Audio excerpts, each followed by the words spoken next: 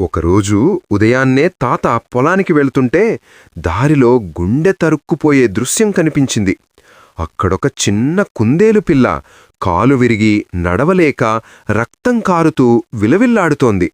అది చూసి తాత మనసు తట్టుకోలేకపోయింది.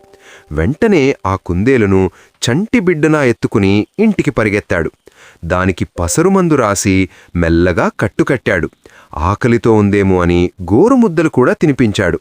ఇంత సేవ చేసినా ఆ కుందేలు ఉన్నట్టుండి భోరున ఏడవడం మొదలుపెట్టింది. తాత షాకయ్యి, "ఏమైంది చిట్టి తల్లి, నొప్పింకా తగ్గలేదా?" అని అడిగాడు. అప్పుడా కుందేలు కన్నీళ్లు తుడుచుకుంటూ తాతతో ఏమని చెప్పిందో తెలుసా? "తాత, నువ్వు దేవుడివి తాత. నా కాలు నొప్పి ఎప్పుడో తగ్గిపోయింది. కానీ ఇంత ఎమోషనల్ స్టోరీ వింటున్న మన ఫ్రెండ్స్ ఉన్నారు చూసావా, వాళ్ళు వీడియో చూసి ఎంజాయ్ చేస్తున్నారు కానీ ఒక్క లైక్ కొట్టట్లేదు, సబ్స్క్రైబ్ అసలే చేసుకోవట్లేదు. నా బాధ ఎవరితో చెప్పుకోను తాత." పాపం ఫ్రెండ్స్, ఆ మూగజీవి బాధని అర్థం చేసుకోండి.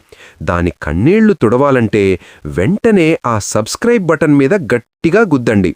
అలాగే ఒక లైక్ వేసుకోండి.